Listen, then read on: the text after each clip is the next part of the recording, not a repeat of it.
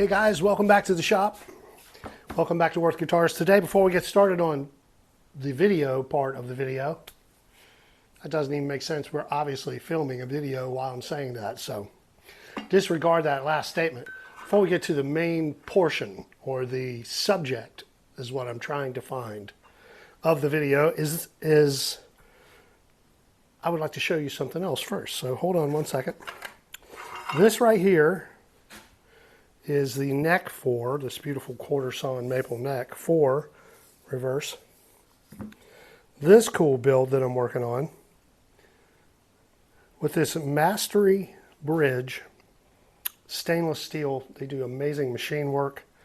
Bridge and tremolo and some TV Jones pickups and this very cool blue that I have discovered that I can do using urethane, clear urethane and powder, which is very cool. I can buy this powder, mix it in the clear urethane, and make just about any color there is. So I'm pretty stoked about that. I can do all kinds of great colors. It's relatively easy to do, and really happy with it. It's turning out good. It's a beautiful color. So this is going to be a cool build, going for kind of a surf vibe, more of a hybrid. I think this thing's going to sound amazing. It's got these beautiful TV Jones pickups in there. They always sound great. And yeah, so this is going to be a future build that I'm working on in the background, and we'll take a look at this as time progresses. What I would really like to do today, though, before I go any further in getting started in the subject of this video, is say thanks for watching and thanks for tuning in. We had some pretty good results with the last couple of videos. Everybody seemed to be happy with what they saw, and a lot of my friends called and said, "Hey, man, they look good." Good stuff. So yeah, man, I'm feeling good about that. Thanks for watching. Thanks for subscribing. Thanks for hitting the like button, the thumbs up button. That does something to the algorithms, and we all like something done to us, especially if it's pleasurable. I think they like it. So hit that if you will. All right, now on to the real subject of today is this. Let me find all of the pieces and parts, and I will be right back. Move this out of the way so it don't get damaged. Hold on. Okay, so since the last time I spoke with you guys on YouTube, I have done the fretboard, which you saw on the video before this one, and I went ahead and put the frets in it, and I didn't film that because you've seen frets being installed before. It's nothing exciting about it, and you can see how the pins work. I have just 2 pins in the back. You can use 4 if you want, but I found that 2 pins does just fine, and it drops those right back in place exactly where they need to go, and it's locked in. Now I can put this in the vacuum bag after I install the truss rod, which reminds me I was supposed to stop today and pick up a little tube of silicone, which I like to put right underneath the truss rod, the hot rod truss rods that we use, just to keep any weird vibration from happening. It gives it a good base. Just a couple of dots, nothing extreme. It's not sitting in a bed of rubber or anything. Nothing to deaden the tone. It just keeps anything from rattling that may want to do that for one reason or another. I don't know why I really do it. I think that's why I do it. I believe it helps, so I'm going to keep going with it. Just to keep any weird stuff from happening. So this is good to go. I got the back of the headstock, sanded the way I like it. Still some refinement to do. Still need to sand everything. Haven't gotten to that. We did get the inlay done, though. We do have the frets in. These are stainless steel medium-high frets, which is what Ross asked for. And I'll have to admit that I'm not looking forward to dressing them because stainless steel's a bitch to dress. But that's part of guitar building, so it's all good. Not all of it is fun to do. Some of it's kind of like, Jesus. But the results and the quality that you get afterward are obviously what it's all about. So we got the body pretty much ready to go. I went ahead and installed the bridge and checked the neck and made sure the intonation was good, and made sure the pocket was right and all that. This is a bolt-on neck, so I don't want it to be real tight. I'm not looking for that kind of fit because it's going to have some pain in there. Still need to drill these holes and fit it. But what I want to do before I do all of that is do some shaping on the body right here and here in the back side to make it really super comfortable and accessible to play. So today we're going to do that.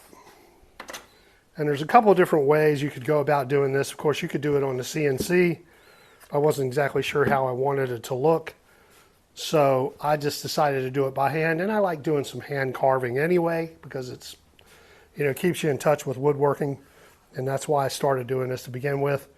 I kind of got stuck in an office in my career of woodworking, and you know, I started kind of losing touch with what it was like to build things. And so I decided, okay, well, what do I really want to build? And I've always wanted to build guitars, so I just started building guitars to keep in touch with woodworking, the creativity, the aspect of building something from nothing and then playing music with it really, you know, set off all the bells that I needed set off. And so occasionally, you know, well, not occasionally, but on every build, I like to keep part of the build, the final shaping of the neck, the shaping of the body, that kind of thing, to do by hand. And then, of course, all the sanding, so you have plenty of time to stand there and sand the guitar and get it smooth the way you like it. You know, take care of any weird edges you don't like and that kind of thing. But what we're going to do today is, first thing I'm going to do is take this bridge off. This is a nice bridge made by Schaller. Really cool the way it fits into the back of the body right here and locks down. Very nice. These are all Teflon impregnated saddles, and the string through with brass. You know, very nice. So I'm going to take this off first though, because we don't want to damage it in any way. And then we'll get to shaping the guitar a little bit. That's the wrong size. I believe it's this one right here. That's the one I want right there. So let me just take these out.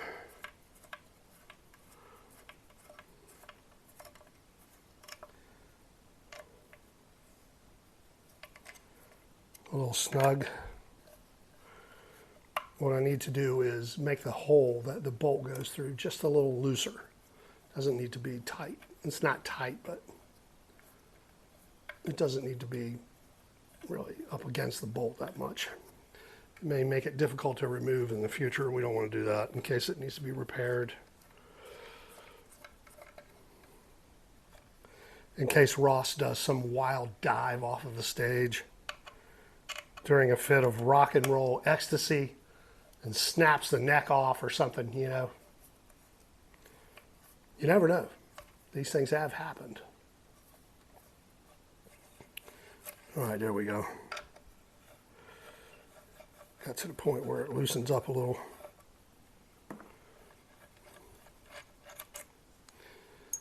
So those go all the way through the body, these nice stainless screws into the back of this bridge here. And we just need to tap out the ferrules. That worked well. We put this back in the bag so it don't get lost.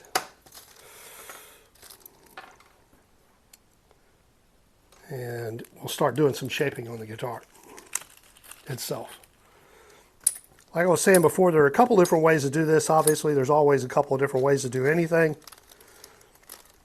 Typically, in the past, I would use a nice wood rasp, a dragon rasp, which in my humble opinion is the best rasp that you can use for that type of thing. But I also have a sander that I bought that I showed you in the last video that I think could come in handy doing this also. So we're going to try that out and see how it looks. See how it works.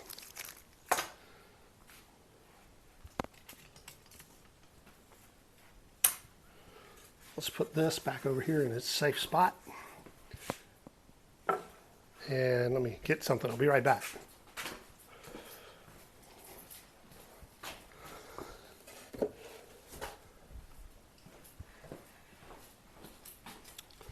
So as you saw in the other video, this is the little fixture that I made. I just threw together stuff that I had in the shop.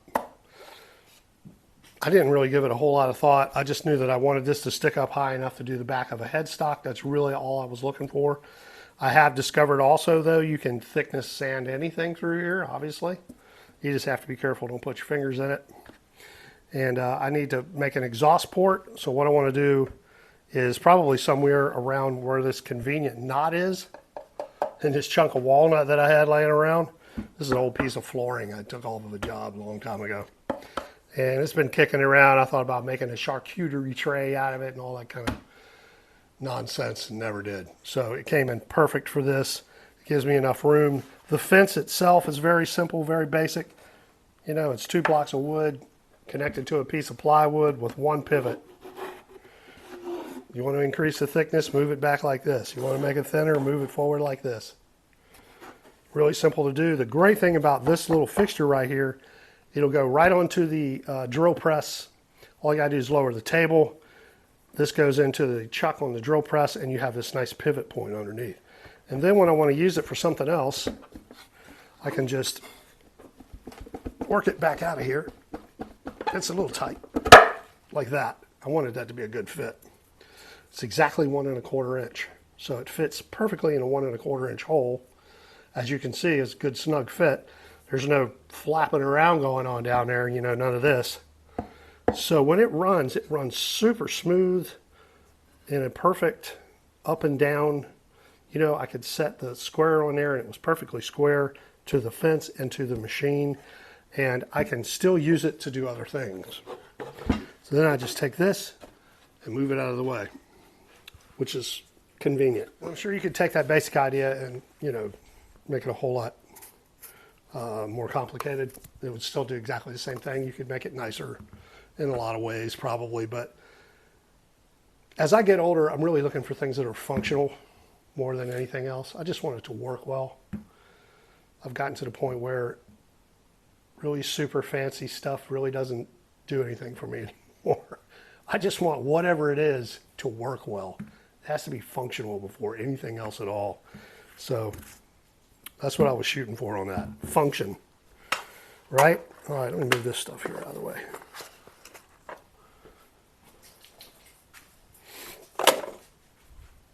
Okay, so what I'm thinking is this. Let me get that body again. I'm thinking that I can lock this in a vise, or right here, I'll just clamp it down. And I can take this tool, and I can go right in here like this, at the right angle, and I can just grind out right here, this scoop, using this right here in a drill. So we're going to try that right now and see how it works. And I'll move it over here, and I'll bring you guys over closer so you can see it, of course. Because it won't do you any good if you can't see it. And what would be the point of all of this? All right, so right there I can clamp it. Well, it's protected on the bottom by this pad. So let me get something to put across the top to make sure that it's, you know, doesn't get damaged when I'm trying to clamp it down. Cork glued on the back of it.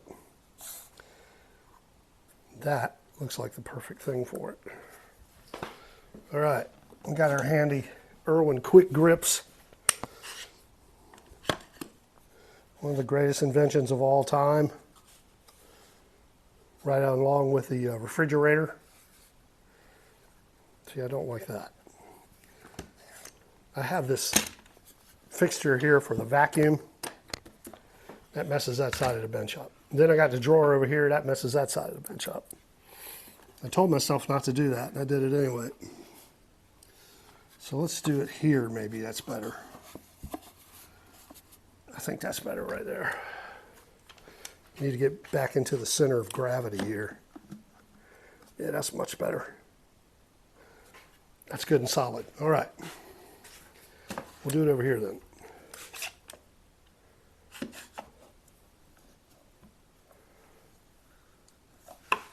That's good and solid. All right, let me move you over. Hold on one second.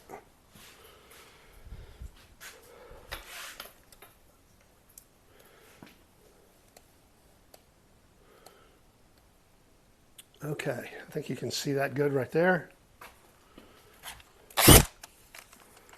We'll take this drill, my trusty Makita,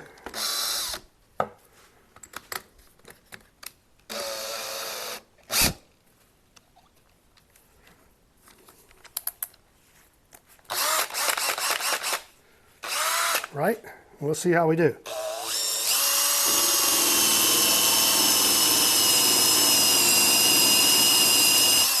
Gonna have to say I like that.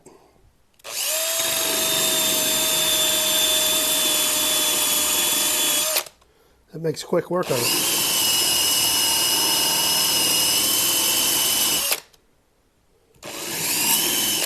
Just need to keep an eye on what you're doing. Don't get weird. Like I almost went a little too far right there. But what I really would like to do first, though, is hook up some sort of dust collection, because this is just going to smoke me out. Hold on one second.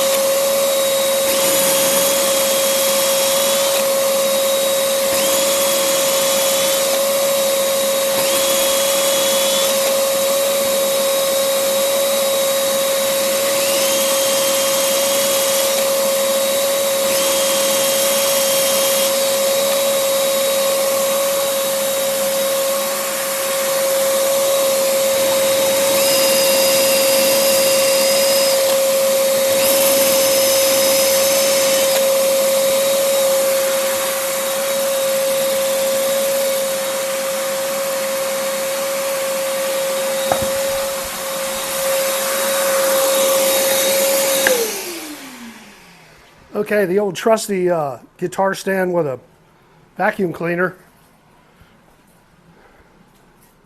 That worked extremely well. This worked extremely well too. I got lucky.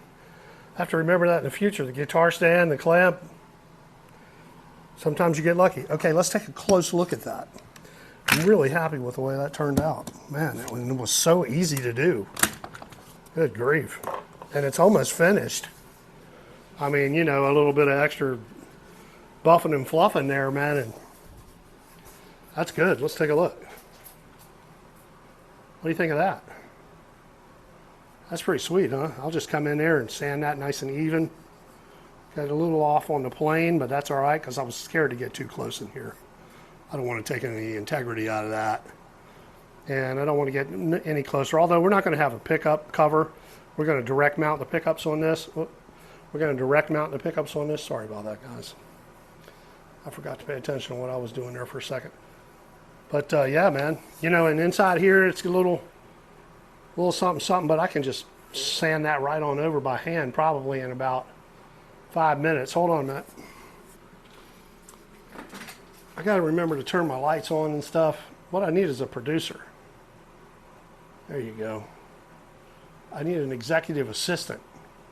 But that's what we were looking for right there. Boom.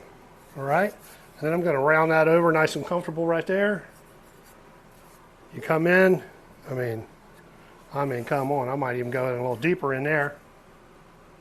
And then we're going to do the same thing back here on the back and take a little bit off of that. Okay, so let's do that. You guys see okay from where you're at? I keep asking you questions like you can answer me. All right.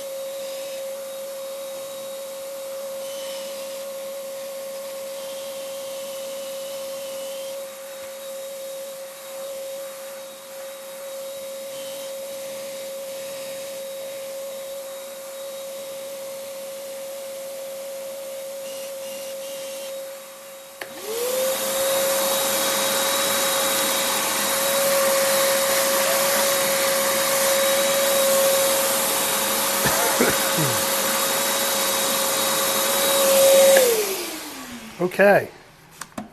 I think the rest of this we will do by hand.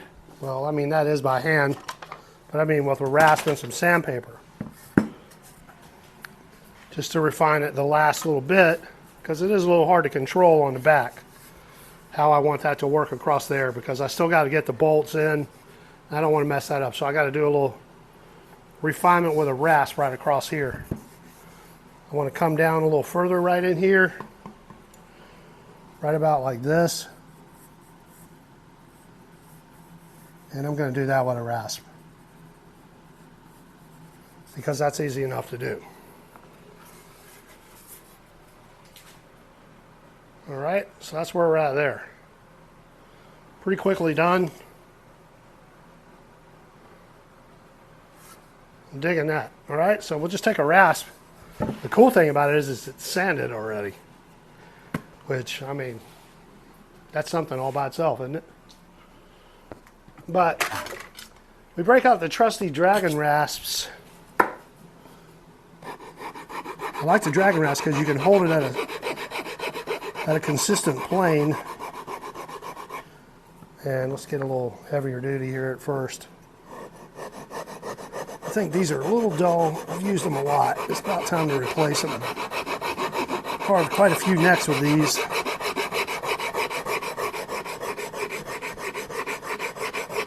Quite a few body parts. But this is doing exactly what I wanted to do right here. And I can hold it at a consistent angle as long as it's not slipping around. Let me clamp this right here so it doesn't scoot all around while I'm trying to work.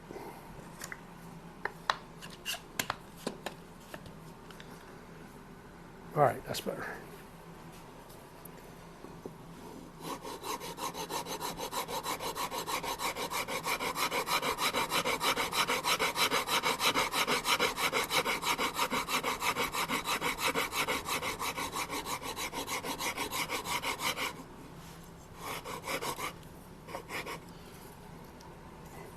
And come around from the other angle. Kind of in my own way.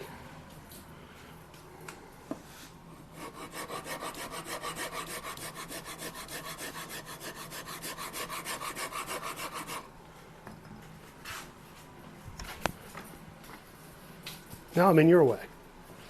I'm in somebody's way no matter what I do.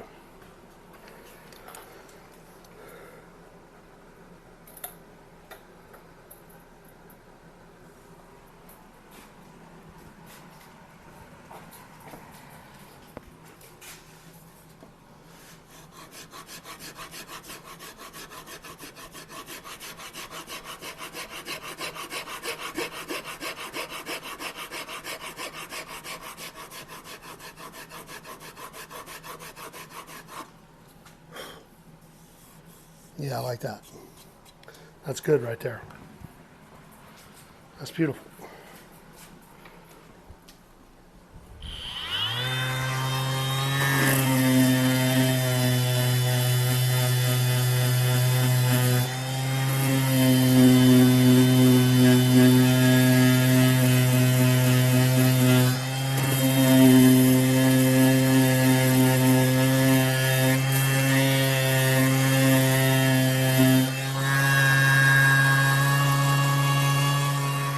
That's good.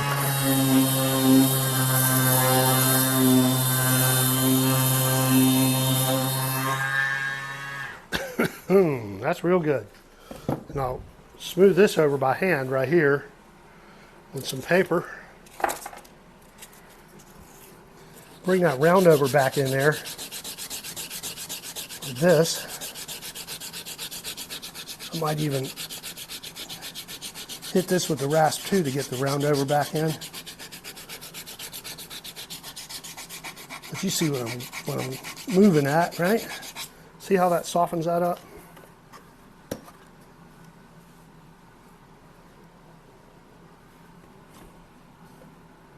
That little scoop out right there. And it doesn't take much with some good quality 120 sandpaper.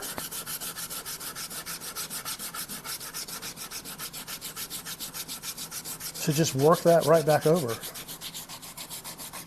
to a soft edge. So you have really great accessibility on this guitar. And this is already cut deeper than most T styles anyway, because I'm trying to make it as comfortable as possible to begin with. I cut this bigger. This scoop is bigger so that this cutaway, so you can get your big paw in there. You got big hands, you know, while you're hanging around down there on fret 22, making the front row's eyes water. And yeah, so that's nice, man. That's nice. All right. Come back over here. A beautiful scoop right there. And we'll just soften that up a little. Right there.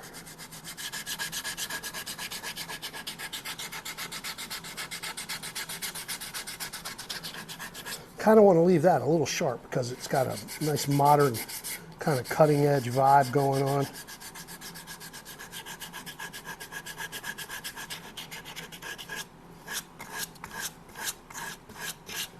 Like that.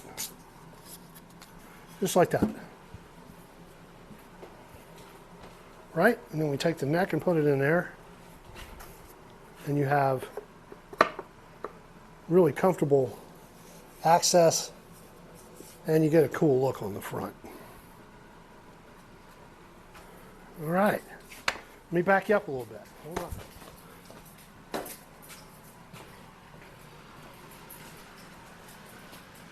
So kind of a quick video today, and man, that thing made it so easy to do that. You see how fast that just whoop, and it's sanded already. All I need to do is refine it with some hand sanding, which I'm going to do anyway, you know, just to make sure everything's ready for finish. Inside here, I'll round that over a little.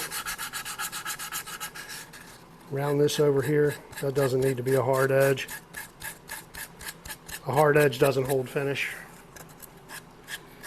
You always need to round over your edges. If you leave a hard edge, like that hard edge right there, and you spray it, moisture changes in the wood and in the atmosphere will cause this wood to stretch, or not stretch, but move. Dimensional stability moving in this direction with lumber. And that hard edge right there will crack where finish is at if you don't round it over. I mean, you don't have to round it over like a 1/4 inch router bed or anything, but you should always ease the edge or ease the eris.